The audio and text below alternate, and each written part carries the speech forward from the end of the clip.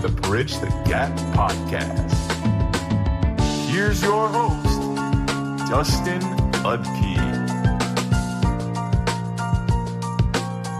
Welcome in, everyone, to another episode of Bridge the Gap. We got a fun episode tonight. We're going to be talking about the concept of core memories, which, if you don't know what those are memories that are more important to who you are as a person, your behavior, your personality, the way you think about things, the way you interpret the world.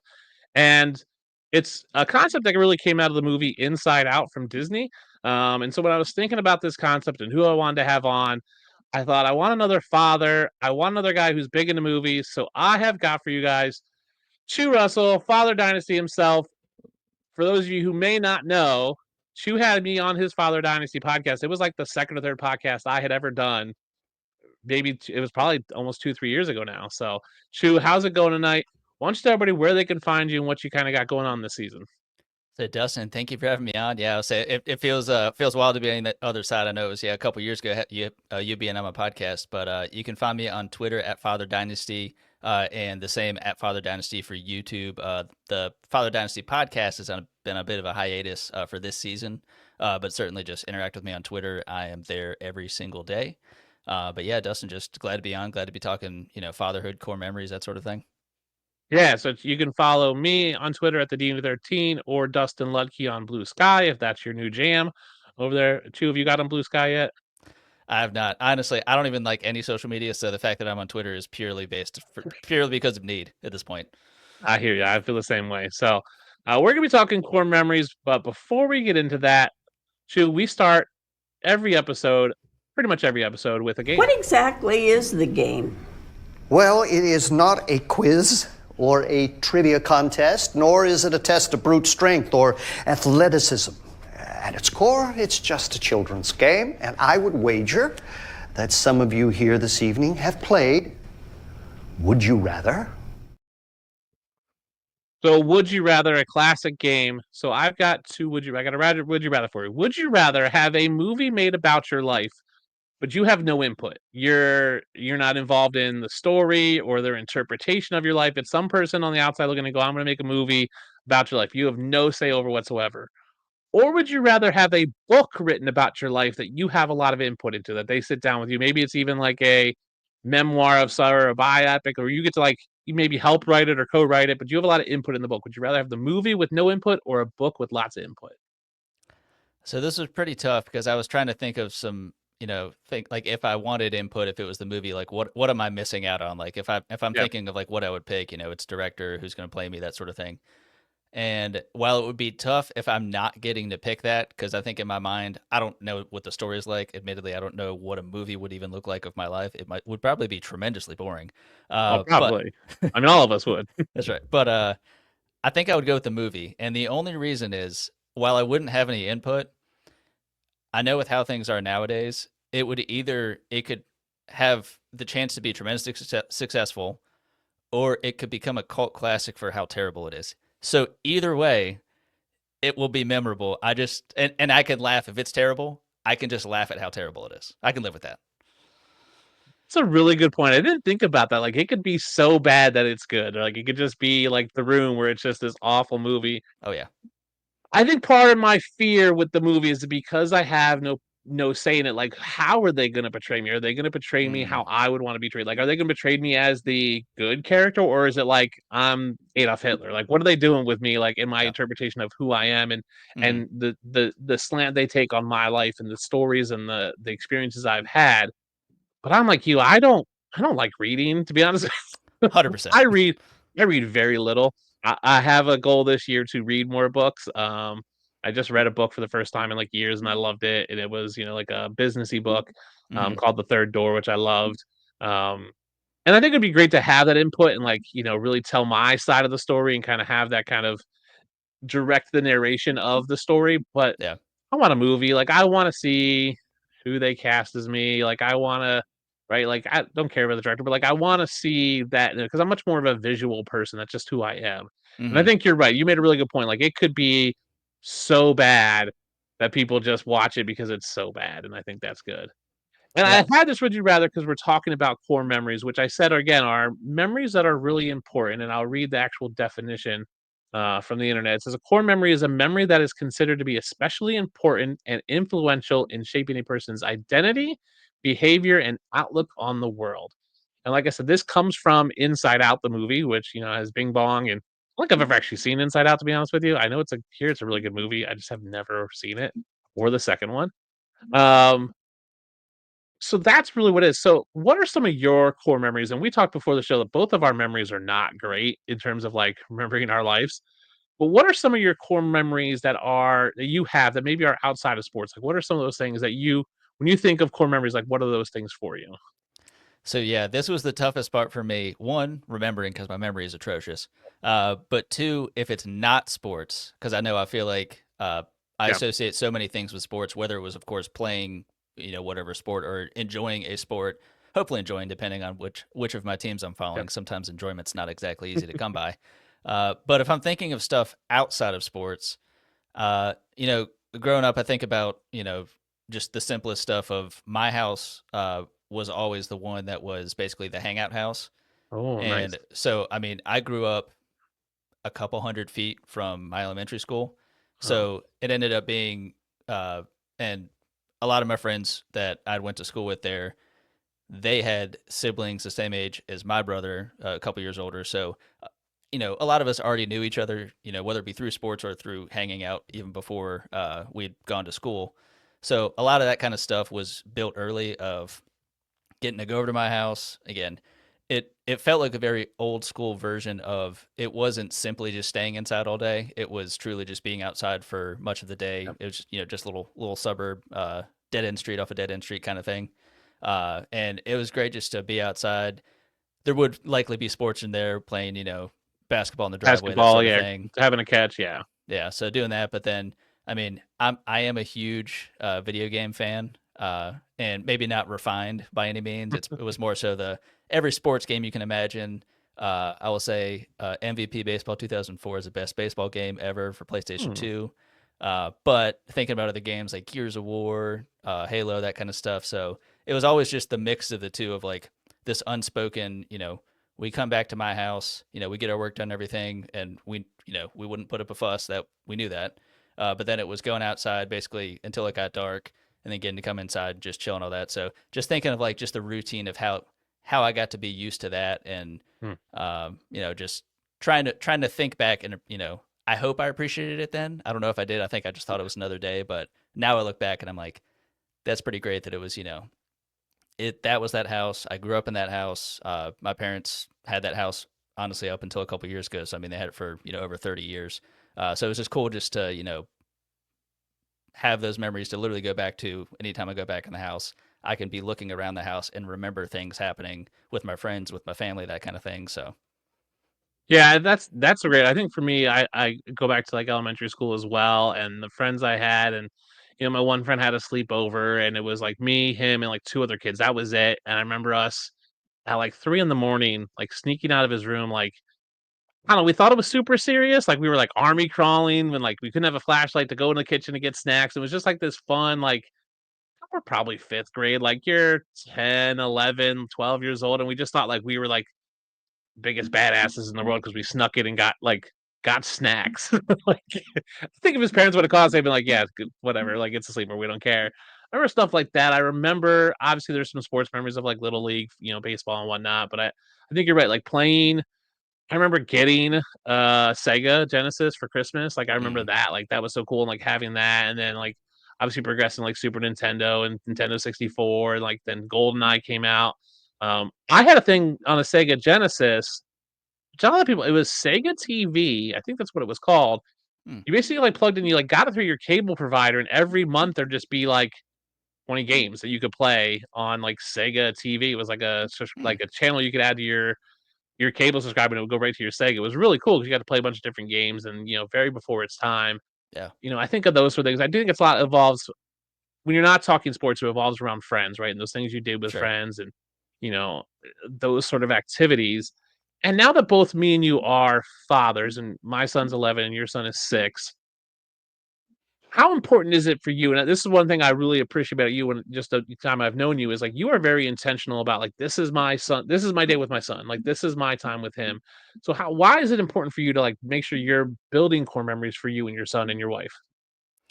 Well, I've told my wife this before, but like when I was growing up, it was so my dad's an engineer. He's been like a systems like mechanical engineer for a good while at this point. And so growing up, I was always, I was never great at math, but I kind of tried to follow in his footsteps and thought about I'll be an engineer, that kind of thing. But at the end of the day, as I was growing up, kind of a weird thing to think about. People think about like what they want to do like with their life, like professionally, Yeah. work wise. I was just like ultimately, I was like, I want to grow up and start a family, be a dad, be a husband. I was like, the profession thing will kind of sort itself out. Like, Yeah. I don't think I'm a complete moron, and I think I can figure something out to help support a family. But ultimately, like, I want to have the family to be able to support. I was kind of putting the cart before the horse, I suppose. But that's kind of how I always saw it. With that's what I wanted, and that's I always say I do only have the one. I know plenty of people, including some of our friends, are having their second and what have you. But Yeah. having a kid is the most frustrating and rewarding thing on any given day, on any given hour, on any given minute, on any given second. Yeah. It is Yeah. very much either end of that spectrum, but I wouldn't trade it for anything. It is ultimately the best thing in the world. No, I completely agree with you. Like my son is 11 and he drives me absolutely crazy, but I love him to death. Like, so I picked him. He's playing basketball at school. I picked him up today from practice, and I was like, "Hey, I gotta go to Walgreens pick up prescription. I'm gonna drop you off at home so you can start your homework." And he's like, "Okay." I was like, "Just take your backpack. Don't take your gym bag." Like, it took him like it felt like it took him 5 minutes to get out of the car, and I'm like, "Dude!" I literally turned around. I was like, "What are you doing?" He's like, "I'm getting out of the car." I'm like, "This shouldn't take this long, man. Like, what is going?" And I'm driving to Walgreens, going like, "What took him so long?" But just because he's just in his, he doesn't. I had the same change. Like, go inside, start your homework. I got to run here real quick and get home and make dinner. But he didn't. His release is like, I'm gonna get out of the car, and you're just like, "Ah," but you're like, oh man, I love you because you just have that like innocence to him. And I think it's important to like take time to be with your kid or kids if you have multiple, if you're watching, and even your wife or your husband or your significant other, whatever that might be, because those are the things that you're gonna 10, 20, 30 years from now are gonna be like, "Remember the time when," and those will become those stories, and you're building core memories, especially when you're a father or a mother and you have kids, like, you have to do things to build those core memories for them. Yes, they're gonna get it with their friends, and they're gonna get it from school and all these other places, but you are the when you have a baby, you are the provider for everything. You're a provider for food and shelter and clothing and bathroom and all that stuff, and as they get older, they don't need you for that kind of stuff. Like, my son can go get a snack, get food. He can function on his own. Like he could survive in the house on his own, but he can't make his own. Like he can't make core memories from it. He can't go to a movie. He can't go to a football game. He can't, you know, play catch by himself. That's just not something he can do. He needs me to do that. And so I have to be intentional. I think parents, we have to be intentional to provide that. Also, core memories are not always good. Right, and I think you coined it as core nightmares. Core memories can be bad, and I think we try to shield our kids from those sort of things, the feelings of disappointment, of, shame, the feeling of, like, heartbreak, whether that's heartbreak from your team, heartbreak from a girl, whether that's, disappointment in not winning, disappointment in a bad grade, disappointment in you as a parent because you didn't do what they thought you were gonna do, disappointment in not getting the gift they wanted. And I wanna shield my son from those things because that does, as all core memories do, shape who they are as a person, how they interpret the world, and I want them to interpret the world in a good way. So, when working with my son, like, I picked him up from basketball, and he's like, "I'm just frustrated." I'm like, "Why?" He's like, "Well, one kid was setting a pick and knocked me over, but he didn't get talked to, and I slightly bumped a kid and I got talking to." And I was like, "Alright." I was like, "Here's the deal, bud. Every day I want you to find 2 things that were good. Like, this is gonna be the new norm. Every day when I talk to you, how was your day? I want you to tell me 2 things that were good because I want him to have this, like, positive outlook on life, like, focus on the positive, not the negative, and I think that's super important. So how did sports play into your core memories? I know we talk kinda non-sports, but let's talk about the sports realm. Like, what did you do as a kid that, like, were your core memories revolving around sports? And well, I mean, sports was such a big part of it, and I think it's kind of how it kind of was kind of woven into the friends that I had, to where so many of us were, also participating in the same sports together. I know once you get to a certain point, I think when I was growing up, it probably wasn't as prevalent as it is today. But I know everything is a travel sport, everything is a year-round sport now. It was kind of becoming that way when I was growing up, depending on like how focused intentional you wanted to be with it. Like I played travel soccer for a little bit, but I know I had friends that played travel soccer since they were very young. Travel baseball was picking up, so there's a lot of those sorts of things that were kind of gaining steam. But you still had the chance. So many people still. I mean, you play basketball, you go play baseball, you play football. You just kind of do everything. Yeah. And that was the cool thing. I was tremendously fortunate too, in a good system for like the rec league in my county. So a good amount of kids there, good coaches. My mom was actually so when I was born, she had quit her job and she just became a stay-at-home mom. So she volunteered for basically everything at my school. She coached a number, I think almost all of my rec teams, not for like school or travel or anything like that, but but that was also like a way of like she would do it and then she would try to keep some of the friends together on a lot of the teams as best she could. So it's that kind of stuff where it's like we get to win, we get to lose, but we're doing it together. We get to practice together, and even if it wasn't like a formal practice for a sport, we're just playing that sport in the the yard of one of our houses. So it's kind of one of those things where it's like I was never tremendous at sports. I guess soccer was probably my best one, but it was more just the camaraderie, especially of the team sport element, where you get to kind of be with these people, and sometimes it's you get to meet people through that. I know sometimes it was meeting people. Say if it was when I was a little bit younger, you're playing a rec sport or whatever, but you're going to like the different county to play that group. So you end up meeting someone through that as you grow up and as you're getting into middle school and high school, you interact more with and you kind of become close with too. So it was a cool way to kind of, get to meet people maybe a little ahead of time than I would have otherwise, and kind of just grow like, a friendship group that, some were tighter, some were, a lot of my friends now are people that I've known since, elementary school and stuff, but some I met them a little later in life, but still, know them and talk to them today. Yeah, I think that's huge. I think sports for kids is a huge way of just right building friendships, but also like just keep making friendships and building and continuing friendships. I played little league baseball, which everyone in my town played little league baseball. Good, bad, or different. I was not good. I was just I couldn't hit. But I was a great fielder. I was a center fielder. I pretty much played the whole outfield. Like we just had two other crappy kids on either side of me, and I would just run over and catch the ball or get the ball when they couldn't. But it was great. Like my coach lived down the street, and his son played, and had that kind of relationship. We used to play a lot of. Me and my friends would play roller hockey. It'd be like there'd be like four of us, so like one person had to like suck it up and be the goalie. All we had was like the chest protector from a catcher's go. I think we had a catcher's. I think we just had a baseball glove at one point. I think we had a mask. I think we had leg pads, and that was it. Like we didn't have all the gear. But it was just fun because we go like on, especially in the summer, you're like, hey, we'll just meet up at this school, we'll play, someone bring their net, and we just, skate around for hours. I remember when we got a little older and we had phones, we could order like we went to the one person's house and ordered a pizza to the school, and like the guy came around like just fun stuff like that. And you just had fun. You're like, I'm gonna go play hockey, and you rollerblade to one person's house, and you pick them up, and you rollerblade to eventually all get there. Just fun stuff like that, And watching my son play basketball, he's okay. He's 11. It's elementary school basketball. It's not like anybody's all that good, but he just loves being with his friends. He loves the joking. I see him laughing and having fun. And whether those are core memories for him or not, I think the feeling he gets when he makes a basket or when they win a game, especially like a close game, is something he's always going to remember. That's going to be a core memory.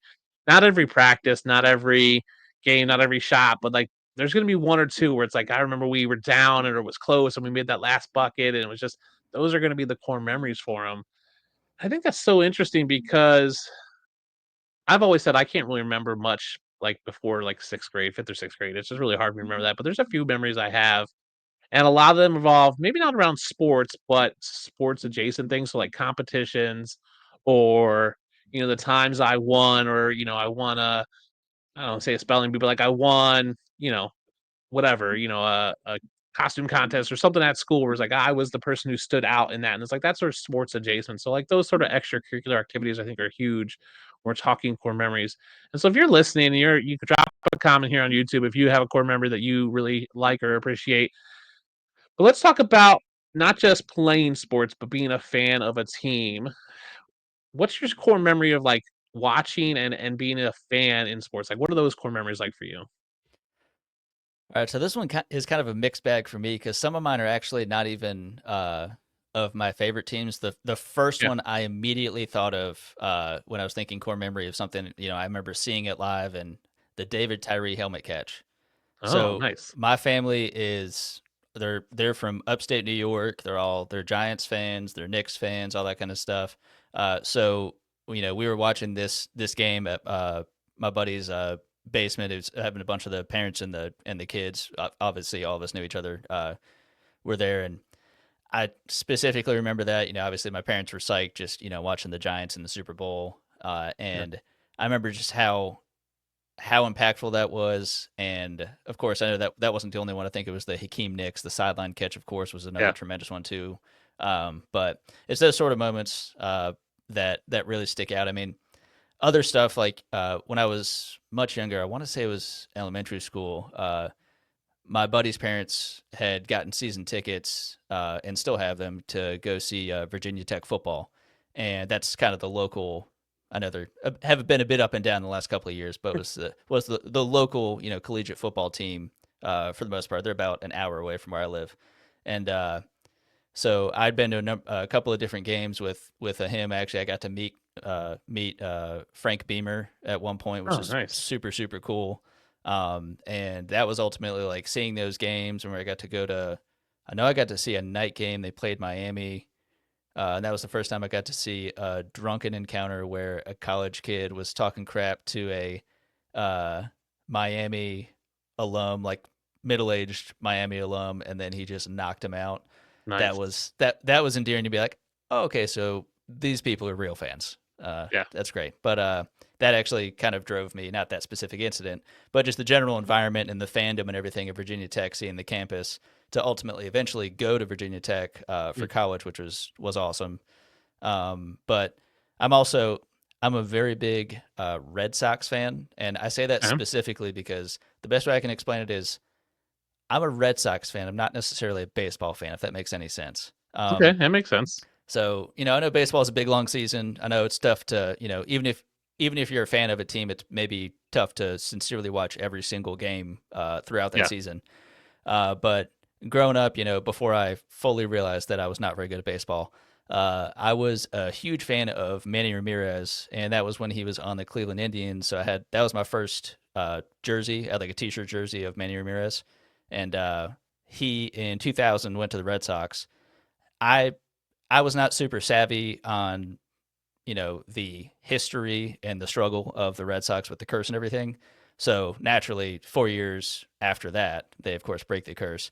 Yeah. I do remember that though. I do remember that series against the Yankees, and it's almost more like it's them beating the Yankees, and it's long forgotten that it was them sweeping the Cardinals in the actual World Series. It was more so the series before that of where they beat the Yankees. Yep.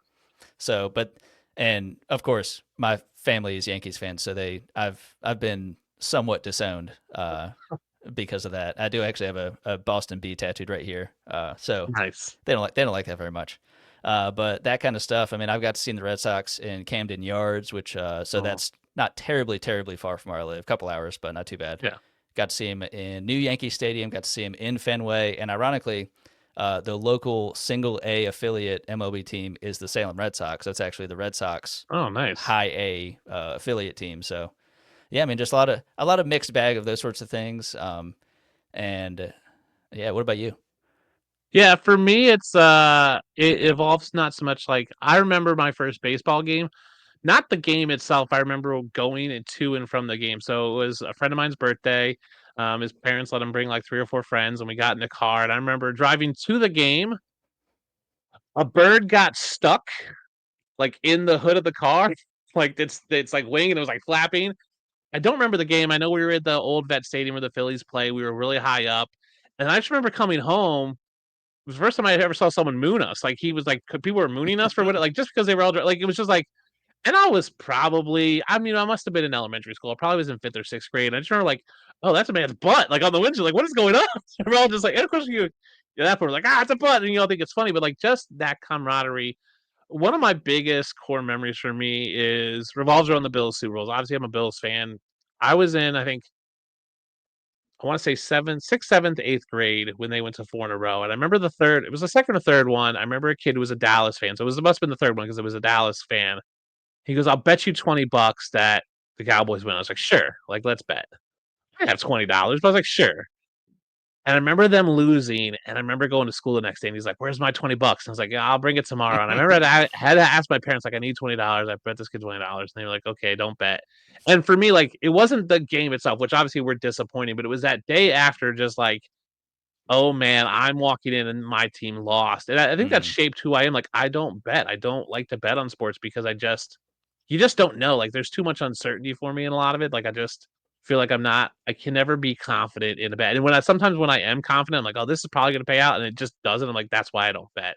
So things like that. I mean, like you, I am not a basketball fan, but I have a favorite basketball player. It's Jerry Stackhouse. nice. I've been to I think only 2 basketball games, and both times Jerry Stackhouse has played. I went to a Pistons game in Detroit when he was playing for the Pistons, and I went to a Sixers game when he played for the Sixers. Just by random things, I was like, "Well, he's my favorite player now." Like, I like his name. There you go. In 7th and 8th grade, I worked at a baseball card shop, and so that kind of shaped a lot of like my knowledge of sports and my love of sports. And seeing like the old timers come in and like talk about all the old players and looking through old cards and like obviously the new cards like that was when Emmitt Smith and Troy Aikman and all those guys. It was the day before. It was the year before. It was the junk whack era. So before all these inserts of patches and autos, there wasn't. It was just like cool inserts. But you had all the big names. Obviously, there were still some Bills players. Dan Marino, Jim Kelly were still around.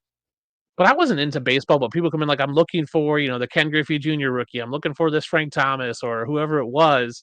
And it was like, oh, just I can see the passion that those people had for those sports. Really just kind of like, oh, people are super passionate. And like almost was like, I found my people. Like these people are passionate about sports too. And I worked 2 nights a week. I worked 4 to 8. I got paid $10 and I got McDonald's. Like I would go next day, would pay for my McDonald's across the street. I would just help the old guy like run the shop. I'd price packs, vacuum, check people out. It was just a great fun job. And of course I'd get $10 at the end of the night, you pull 10 and I'd just buy packs and then give him his $10 back. But I think those when it comes to sports and like watching sports, it really did affect my fandom. And when we're talking about like card price, then of course when you're at a card shop, it's like, well, Troy Aikman is worth more than Jim Kelly. And I'm like, yeah, but Jim Kelly's a better quarterback. Like they're going to the Super Bowl. Like it just became like this. It almost like hardened my fandom because it was like I have to defend my fans because their cards aren't worth as much and they keep losing, but they're still just as good, right? And like, oh, they went to 4 in a row and they didn't win. I'm like, yeah, but they went to 4 in a row. When was the last time your team even went to 1? Like, it just kind of helped me like harden that. So I think it's true. Like I used to love, I've been to a bunch of Bills games, but there's a couple that stand out. My family had season tickets. They're from Buffalo, so they had Buffalo Sabres games. So I grew up with some Sabres, Sabre fandom as well, and I still have that. Like I said, I've been to like 2 basketball games. I've been to a couple baseball games. I don't love going to baseball. I like going for the food, like I like Mm, that. yep. But I think there's just a sense of, for me, it's always been the fandom and like the group activity that is sporting events of like going, hang out with your friends, going with different people and kind of just having that like one-on-one time, but like just having that the fanfare of a game, the fanfare of that's why I love going to the draft and the combine because like the fanfare of it is just so much fun. Of like it's just worth it to go. Like I keep telling people, like if you can go to an NFL draft, just go because the fanfare of it is so crazy. It's just so fun. So 2 years it's coming to Pittsburgh, which I don't think is too far from you. So, I mean, it's definitely worth it, like, bring your son up, like, get a hotel for a night and just come up, and I think it's just gonna be one of those things where you just when you're around 150, 250,000 people who all just are crazy about sports and there's all this excitement and you have, Ravens jerseys next to Steelers jerseys next to Browns jerseys and they all get along, it's like, "Oh, man, this is so cool." That's what I really love about it, and it does impact my fandom on some level when there's certain players. So me going and covering the combine and the draft, there are players that I'm irrationally fan of. And we talked about this in an episode a couple of weeks ago about being irrationally fandom. I just like them because I've connected with them on a regular basis. Like I got to interview Dylan Lobby, who's a running back for the Raiders, who hasn't been active, but I just liked him because I interviewed him. I got to build that kind of connection. That was a core memory because he was the first player I've ever got to interview in that level. and just builds that kind of like fandom for him and a little bit for the Raiders because I want him to succeed. And if he was on the Raiders, if he goes to any team but the Dolphins, I'll root for him. It's exactly what I told him. I said, "You go anywhere but the Dolphins, I'll root for you." So I think that's interesting, and I think sports really do play a big part, and good or bad will shape how you see the world. If you are a Lion, my dad is a Lions fan, and the Lions have never been good in his lifetime until now, and that really did shape his lack of love for football because it was always the hapless Lions, and it Yeah. was never gonna be anything, and he's, excited for and he's not a huge fan, but he's excited for his family and friends that are fans, and my uncle just passed away. My uncle was a huge Lions fan, and my dad was just like, "It's gonna be sad that, my brother didn't get to see the Lions win a Super Bowl, and now they have, like, a legit shot." I'm like, "Yeah, that Mhm. kinda sucks." And I'm sitting there like, "Man, I just wanna see a Bills win one before I die, and I'm 42." Yeah. And so I think it does shape, like, part of you. So if you're a fan of the Yankees, like, yes, you probably that's why Yankees fans have that kind of swagger to them because they've always been good. That's why, you know, Chargers fans are kind of rowdy because they just have nothing else going for them. Like, that's why certain fan bases are the way they are because it's based on their team. When your team wins all the time, of course you're gonna be cocky. When your team loses all the time, you're either gonna be miserable or you're gonna be just an insufferable jerk and like a rowdy, beat people up because you have nothing else. You gotta take your aggression out somewhere. That's what's fun about fandom, and that's why it makes these corner. It does shape how you view the world, which I think is super interesting. Absolutely. Yeah, and it's I mean, just thinking about that, it is funny as you mentioned about like the fandoms. Like I know like that I feel like every year or so they do sometimes like the polls of like figuring out like the best and worst Yeah. like fans. I think it may be more tied to cities. I'm not entirely sure because I know sometimes it can translate to, you know, this city's baseball and football and what have you. But that is interesting to think about of just, you know, like how a city and how a fandom can kind of go like with the wind in terms of like, are you doing well? Great. Did you do bad the next game? I hate you now. Like Yep. but that is fandom. Yeah. I mean, I'm from Philadelphia, and obviously they have all four of the major sports. And for a Yeah. long time, they weren't that good. Like they were good in the early '80s, right? Like the Eagles win the Super Bowl, the Sixers were okay. Dr. J back in the day, and the Flyers were good back in the day, and then the Flyers were still good, in the '90s, and then Phillies were okay, and then the Phillies got really good, and but they never got over the hump, and it just created this like angst in Philadelphia of like our sports teams get close, but never. There's one thing when your team is bad and you're like, okay, we're bad. Like, okay, like if you're a Cleveland fan, like the Browns are always bad, the Indians are always bad. You're just like, okay, we're bad. Yeah. Cavaliers are always bad. When you're in a city like Philadelphia where like they get close but just can't get over the hump, you just builds this angst, and that's why we talk about Philly fans like, oh, they threw batteries at Santa. Like, yeah, because there was this angst in the city because so much of their core memories were based around disappointments of close but no cigar, and that does, I think, shaped a lot of the essence of the city. And I think if you go to Philly now, I think Philly fans are just as rowdy, but they're not like there's no angst because the teams have won. The Eagles have won a Super Yeah. Bowl, Phillies had won, the Sixers are doing okay. Like there's just less angst because they have a couple of championships in the past 10 years. And so it just creates like that angst is gone and they're still just as passionate. They're just not as destructive as they used to be, which Yeah. I think is Absolutely. great. All right, before we got one more segment here. Let's do a draft. We're gonna do a 3-round draft, snake draft of memories that we want to most revisit and relive. So you can go back in time, and someone's like a magic genie's here, and he's like, "Hey, you can go back and revisit and replay this memory." We'll do a snake draft. I'll let you have. Do you want the first pick or 2 and 3? Mm, I'll go the first pick. All right, let you go with the first pick. What are you gonna take as your first memory that you want to relive? So this one's pretty easy for me. There's 2 that are the top as far as I'm concerned. Uh, the first one will be a surprise that I'm picking this one over the other one that is likely what you're talking about. Okay. Seeing my son walk. That was on Christmas Oh, okay. Day. He had just turned, so it was basically he was 1 in a month ish, and he literally did it right there around family. Like it was, all the family was together, like up in North. Actually, it was in Maryland. Actually, at my wife's aunt's house, and he just popped up, and everybody just lost their minds. It was great. That's interesting. That was not one of the top 2 I had. That's really interesting. I didn't even think about that one like that. I guess I just didn't have like that with my son. It wasn't like, "Oh my gosh." It was like, "Oh, Yeah. he's walking." The one that I thought first of and the one I'll take for my first pick is my wedding day. Like getting married and seeing my wife come down the island. Just that whole day of the wedding, the reception, like enjoying that moment. I think if I could go back and relive it, I'd do things different. Like I would be more intentional. Like there was people I didn't even talk to at my wedding because I like just didn't have time. Mm-hmm. So I think there Yep. would be a way to just like do it better and make it just 10% better, right? And just kind of relive that sense of like, oh, it's not even like love, I would say, like that sense you get when your wife's walking down the aisle, or you just Mm, like is this like, oh my gosh, I'm here. I can't believe this. Like that's where I would be.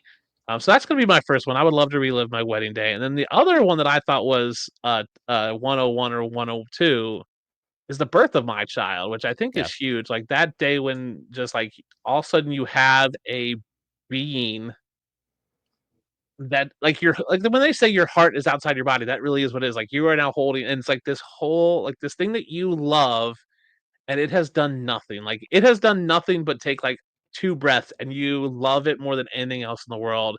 There's just that sense of like love and pride and fear, and Mm-hmm. it's just so overwhelming that it's hard to take in at that moment. And so I would love to go back and just relive that and just feel that again of that. It's a unique feeling that I don't think you can feel any other time because you just have this, especially when it's your first one.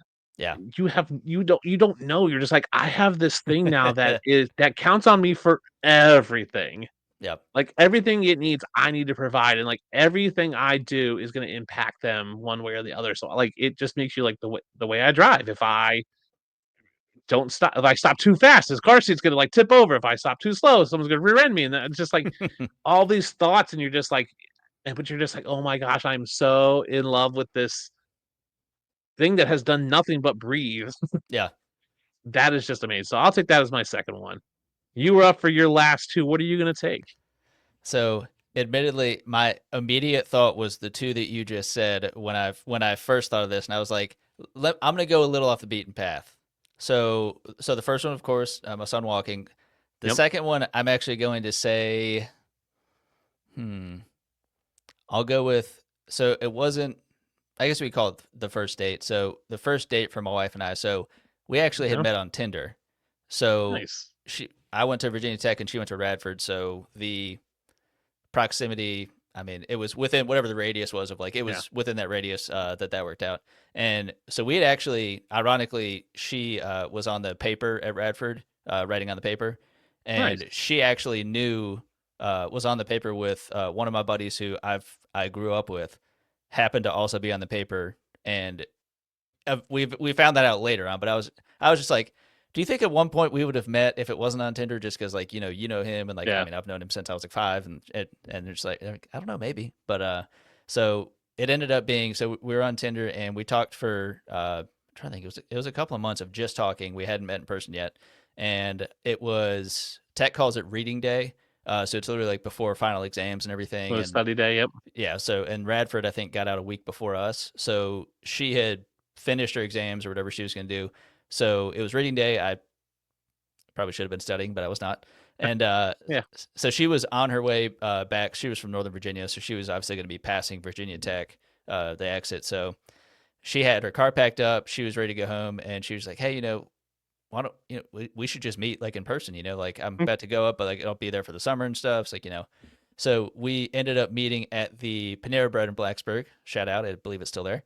And she literally had her car packed and made sure that she thought there's a decent possibility she was still being catfished because she had not met me in person and wasn't sure.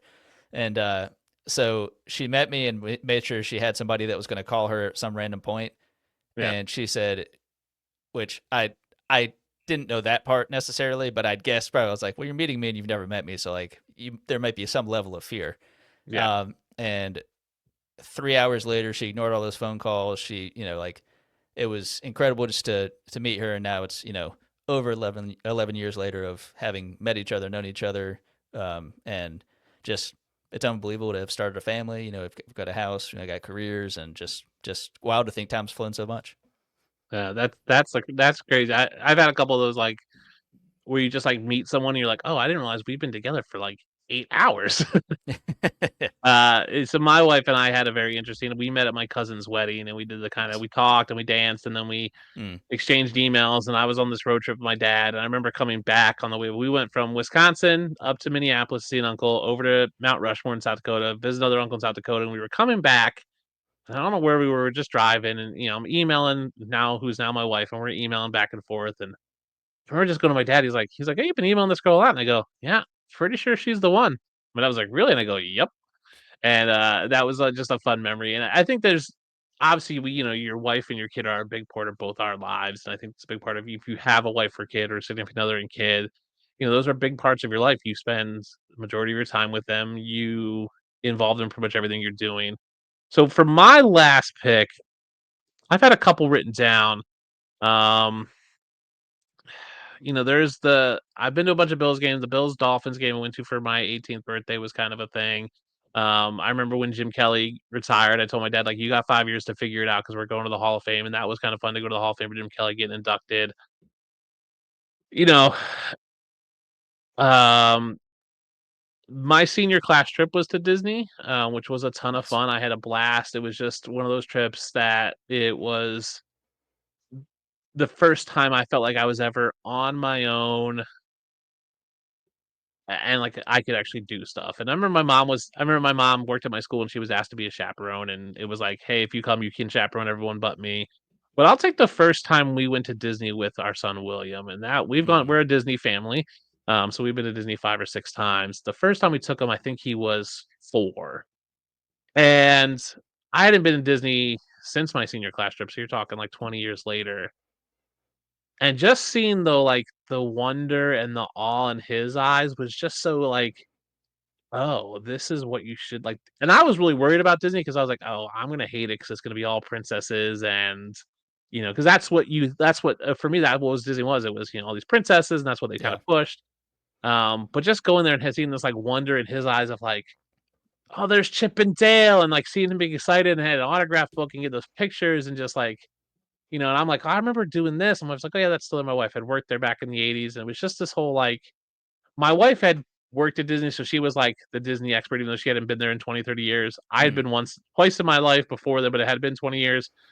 And then we're taking a 4-year-old, but just seeing like me going in like, "Oh, this isn't just all princesses." And then seeing my son just like light up when he sees these characters that he watches on TV and the fun and excitement and going on the rides and watching him just have fun was just such a magical time because like that first time you can never redo that. You can like even when we go back now, it's still just as cool and it's even better because they've upgraded things and the shows are better. But it's just that first time was amazing. That first time we went, and maybe it was the second time we went. One of the times we went, we played. They used to have this game called it's like this card game where you'd run around like they have different maps. You like go to these like hidden screens and you scan them, and it was just really cool. And me and my son did that for like hours. It was just so much fun. We just had a blast. Like just spending time with my son and just seeing him be like, "Let's go to," and just the excitement that he had for Disney just was like, "Oh man, buddy, I'm so happy you get to do this, and I'm so happy I'm here."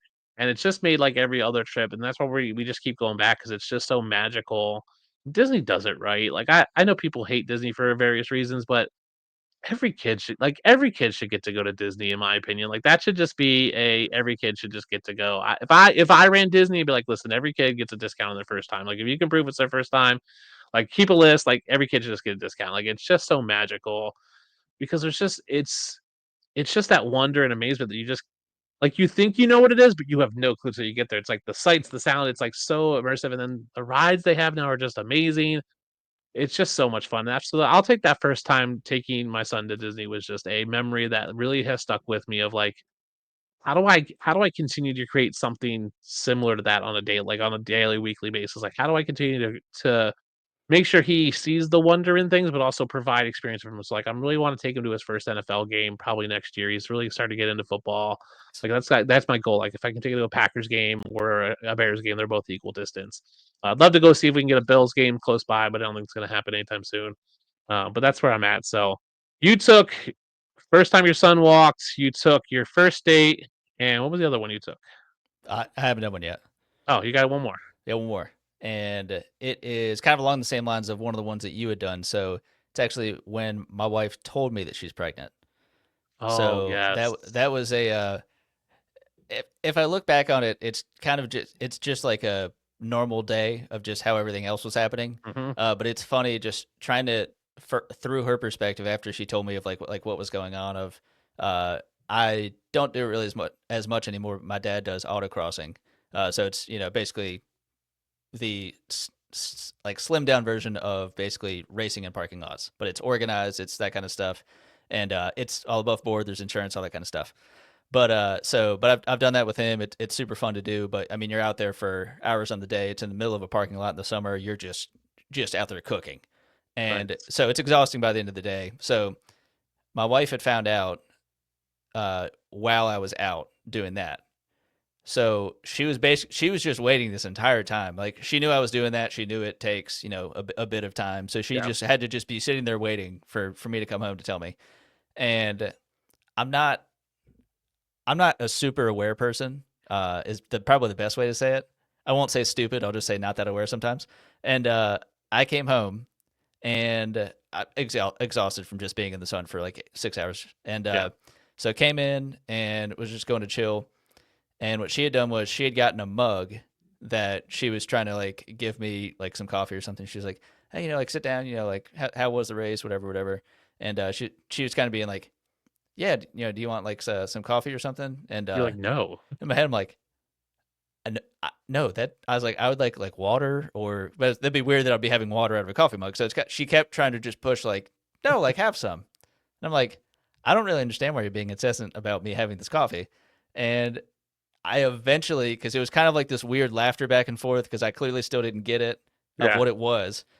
Eventually, I started drinking a little bit of it, and then I drank it, and then like held it, and was like, she was looking at me, and I'm like, I know I'm missing something, but I have no clue what it is. I was like, did you put something in the drink? Like, I don't know what's happening right now.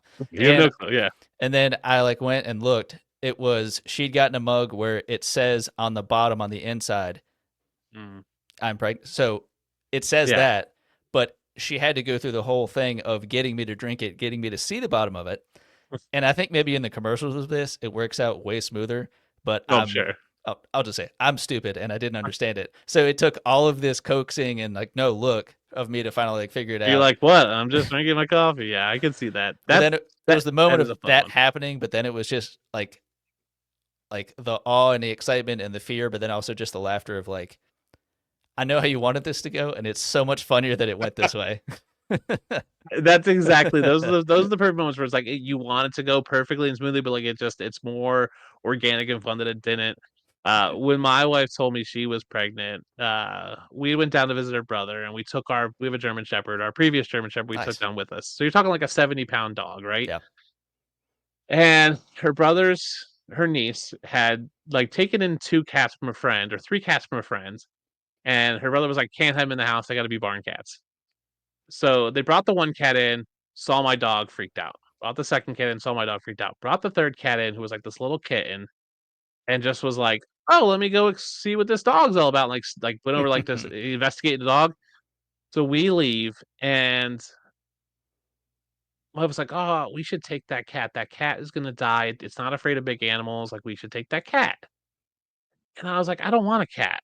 Like Yeah. the cats are fine, but like I told her, I was like, I don't want to scoop a litter box." She's like, "I'll do all that." She Yeah. goes, "The only thing is that if we were possibly gonna have kids, we had just gotten married." Mm. She's like, "Well, if I get pregnant, I'm not supposed to scoop the litter box." I was like, "Fine, fine, fine, fine. When you get pregnant, I'll scoop the litter box." And so she's like, "I don't know, maybe." And I was like, "Listen, I still don't want the cat." Then we're like, it's like a 2-hour drive home. Within an hour of driving, she's in tears. And I'm going, "What's going?" She goes, and this was, and literally, and then like for days, I'd come home from work and she'd just be crying. That poor cat, it's gonna die. It's not afraid of big animals, and we gotta go rescue it. And I'm like, dude, it's a cat. Like, what's going on? Like, you're freaking out about this cat. So we called them on Wednesday and said we would like to take that cat. They said, great, we'll meet you for lunch on Saturday halfway. So we called them on Thursday. We were gonna meet them on Saturday. Friday night, she takes a test and goes, well, I know why I was crying about the cat. I was pregnant. I'm like, you gotta be freaking kidding me. We don't want the cat anymore. I was like, I want the cat. But it was the hormones from that just made her so like emotional Mm. about this cat that she kind of like this motherly instinct kicked in. But Yeah, that was how she's like, I was like, well, now we got a cat because you're pregnant. Thanks. So, no, it's so funny because when you talk about kids, like, right, the moment you find out you're gonna have a child, the moment you actually have the child, the moment they first walk, when they first say their first word, or there's so many memories. For us as parents, I think it's as we get older, it's harder to make core memories, right? Because we've experienced so much that there's just not a lot of new stuff left. So those are the core memories, right? And then obviously stuff with our wives, the first dates, the weddings, those kind of things are always super fun. And I do think that does play into a lot of who we are as people, right? And then they like if I didn't have a kid, I'd be a completely different person. If I didn't have my wife, I'd be a vastly different person, right? Like I think we would both be very different than who we are. And just those things kind of, I think, soften us a little bit as men. I think it definitely helps us see things from a different perspective. And then when we look at sports, I think sports plays into it. I think, you're a Carolina Panthers fan, so the struggles you guys are going through, right? You guys keep pounding. It's well, I don't know. Are you guys going to keep pounding now that the drums broke? I'm not sure what you guys are going to do because Luke Kuechly broke the drum. But like that shapes you, like, and I think you guys had a lot of hope when you guys drafted Bryce Young, and that kind of hope is waning a little bit. But like that definitely plays into who you are, and right, knowing where you guys could be based on the years with Cam Newton, and me as a Bills fan, I know where we can be, and we just got to get past the Chiefs this weekend, and then eventually the playoffs. Like that shapes us, and as a Bills fan, the way I view the season is like we're just not going to make it. Like I've seen this before. Like we get close, we can't beat the Chiefs, or I've seen us make the Super Bowl 4 times and lose. So I'm a little jaded, but I think that's just it's part of who I am now, and that's all part of it. So appreciate you coming on talking core memories. It's a little bit of a different podcast than I think what most people are used to. So I hope you guys listening enjoyed it. Please drop a like and subscribe. Chew, before we get out of here, tell them one more time where they can find you and anything you got going on this year. Yeah, just follow me on Twitter at Father Dynasty, and anything and everything that I will be doing will likely flow through that. So if you talk to me there, then you'll find out. And Dustin, I just want to say it is always great to catch up with you. So very glad to be doing this, and I love the show, and you're doing great things. So keep it up. Well, thank you. I mean, like I said, you were like I think the second or third podcast I did when I started doing podcasts, and it was just I reached out to you and was like, "Hey, I like your podcast. You need to get you." Like, sure, come on next week. So I really appreciate you coming on. I appreciate you just always like reaching out and saying hi. At the expo 2 years ago, you were like, "Dustin," I was like, "Hey, Chew, what's up?" And I do appreciate the way you are intentional with your wife and kids. Like you set a day aside for your son. Like this is day I'm not like even when you were heavy into content, you were like, "No, this day I'm doing stuff with my son." Like that's his day. I won't be reached. So I think that's always great. And I think that's a great testament to you as a father and as a man. So I think it's great that you're making those core memories with him. So I think in 2 years, you got to make one to come up to the draft in Pittsburgh. I think that'd be fun. Like where So I should be there too. So I think that'd be a good time. So everyone, thanks for tuning in. Like I said, hit that like, subscribe, go follow Chew on Twitter. You can follow me at the D13 or the pod at BTG_podFF. This has been a great episode of Bridge the Gap. Next week, we got a special episode. I'm going to be bringing on someone to talk Blue Sky. We're going to have someone talk Fantasy Football Advice Network. I'll be the Twitter advocate, and we're going to talk social media. It's kind of the pros and cons of the different social platforms that are really popular right now. It's kind of a hot button topic in the fantasy space. So if you're interested in why you should join Blue Sky or why you should stay on Twitter or join Twitter or not, come check us out next week, every Tuesday, 10 p.m. Eastern. Thank you guys so much for tuning in, and we'll see you next time. Thanks for